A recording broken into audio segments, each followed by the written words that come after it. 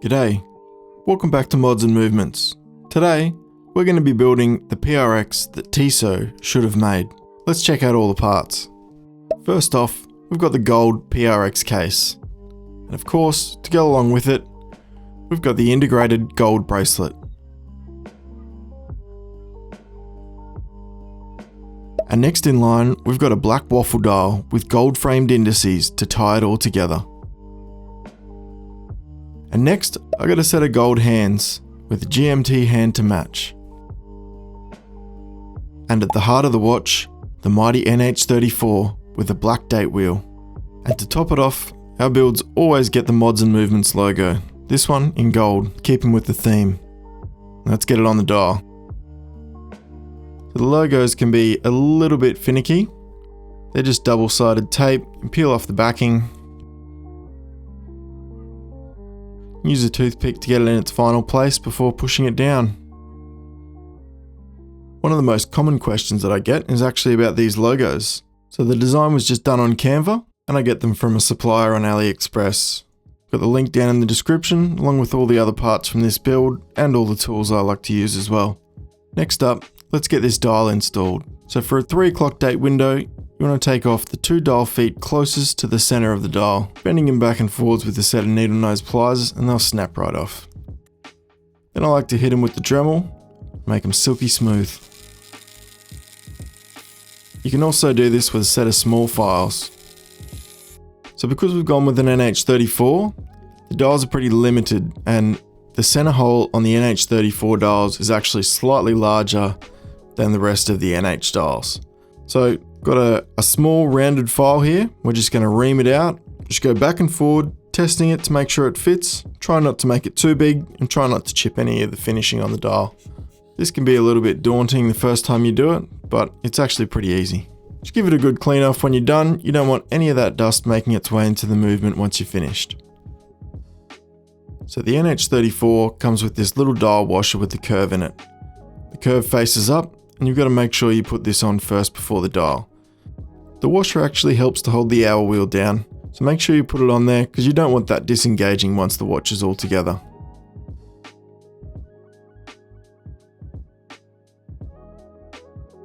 And that's the dial installed. Now it's time for the hands. So any movement with a date function, you want to find midnight first. Pull the crown out to the time set position, and advance the hour wheel around till we see the date wheel start to move. And with the NH34, the GMT hand goes first. With a 1.7mm hand pusher, place the GMT hand down, get him lined up, and push it into place. And after every hand's set, just want to check that you've got it nice and level. You want it to be the same distance from the dial as it is from the rest of the hands. So it's important with the first hand that's nice and flat.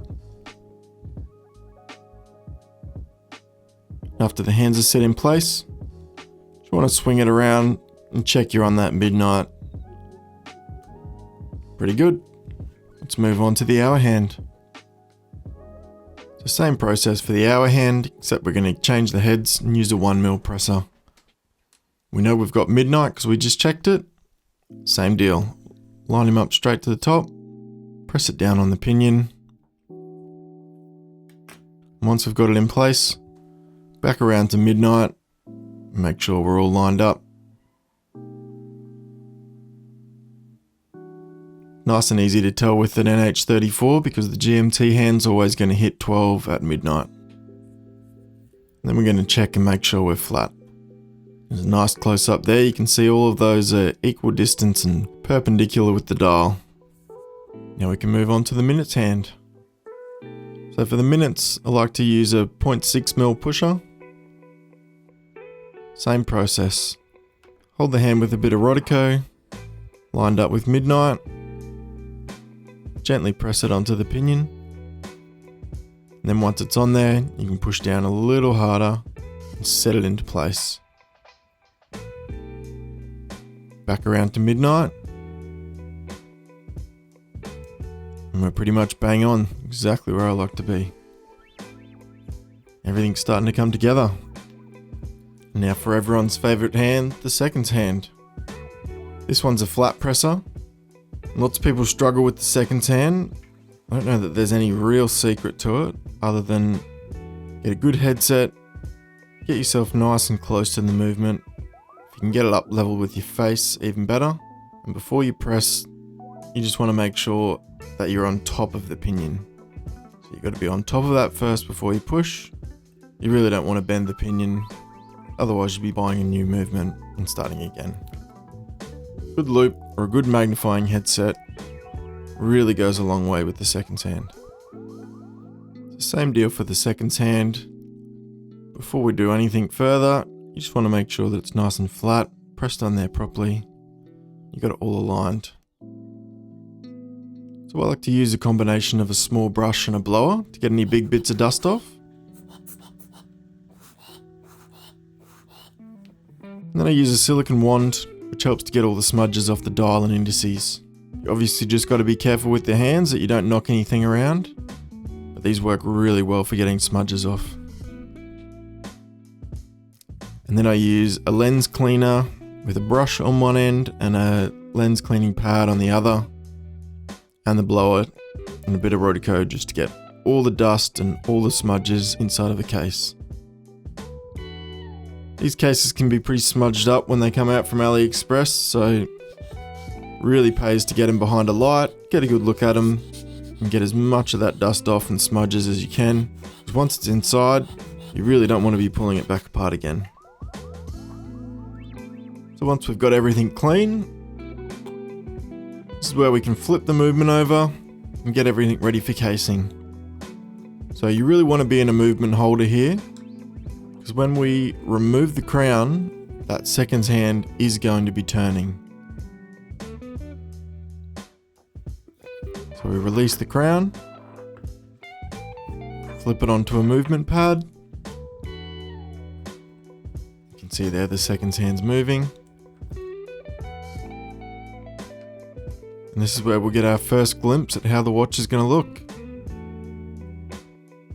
And this one looks amazing.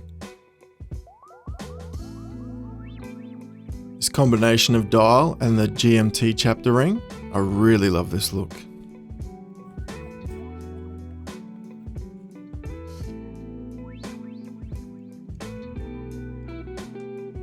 We'll get that crown stem measured up, just from the end of the crown tube to the base of the crown. We've got almost 6mm there. So get that cut down. Leave it just a little bit longer, and then we can file it down to size. Checking it a few times and just getting it down perfect. Bit of Loctite. Make sure that crown doesn't come off.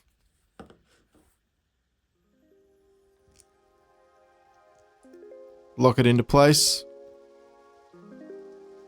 Bit of Rotocode to clean off any of the extra Loctite. We'll get it set into the movement.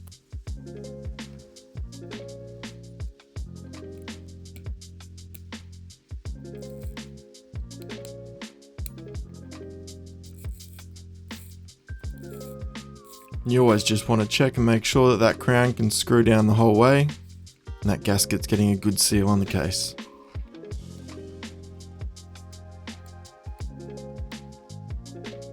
And once it's in there, we check all the functions, make sure everything's working, winding, time set, date, and on this one you want to check the GMT function as well.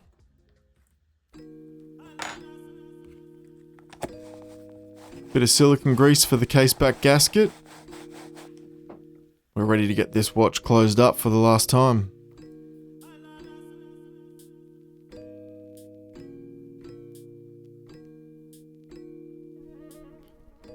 Make sure that gasket's seated in there right in that groove where it needs to be so we don't get caught up on the case back.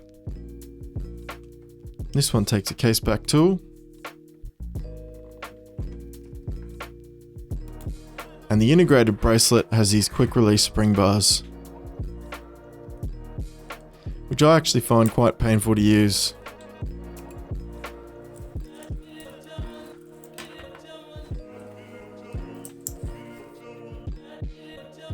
And this bracelet has press pins as well. So we'll press those out and get the size set.